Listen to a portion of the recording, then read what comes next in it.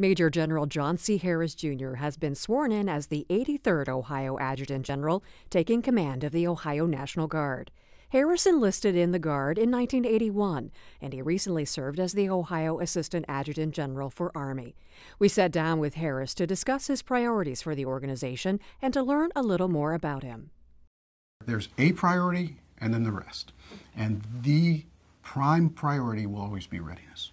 Not only the collective readiness of our units to go accomplish that federal mission that we're called to do, but the readiness to respond to the people of the homeland here in the state of Ohio.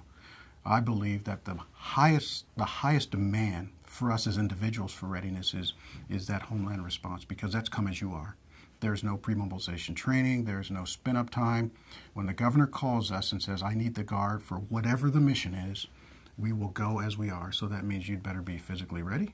That means that you better be medically cleared. That means that you'd better be dentally ready. Your administrative documents need to be in order, because there is no time to do that.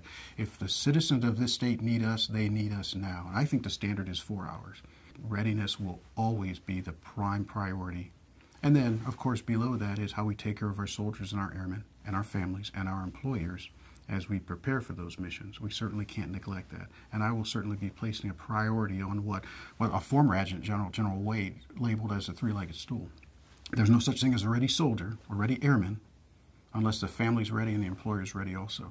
So you'll see increased emphasis from me on those levels of readiness, on what are we doing with our families, particularly in this environment where we expect so much. This operational guard, both on the Air Guard and the Army Guard side, where deploying is not an if, it's a when. And we know that we're going to deploy these folks. We know we're going to deploy them multiple times. I think we need more emphasis on making sure the families are prepared for that. Well, that's an interesting question, because it has morphed over the years. I think the Army definition of leadership really has gotten it right. I've had an opportunity through some other endeavors outside of the Guard to not only visit with some of the highest performing organizations in the country, but through the Baldrige program to actually be a judge. So I've had a chance to assess some of the highest performing corporations and companies in the country. And I truly believe that the Army's gotten it right with its definition that leadership is the process of influencing people by providing purpose, direction, and motivation to accomplish the mission and improve the organization. I think the key word there is influencing.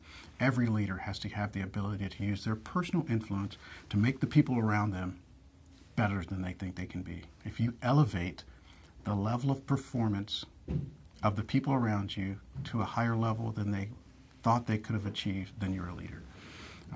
Sometimes we focus too much on that, providing purpose and direction, and in my youth that was what I did. I tell you what to do, I tell you how to do it, and I'm a leader. Now I understand that process of influencing by having personal credibility, by building trust, to make the people around you better, to empower them to be better, to give them the tools they need to be better, is really what defines a leader. I enlisted for pretty much the same reason that most of our soldiers and airmen enlisted. I was looking to pay for college. My dad was in the Guard, and my dad kept recommending the Guard. And I kept saying no and saying no, and I got accepted at Ohio State, and then I realized, my gosh, I've got to figure out how to pay for this. So I joined the Guard. I was going to do 6 years, get out, and I fell in love with it. I really did fall in love with it.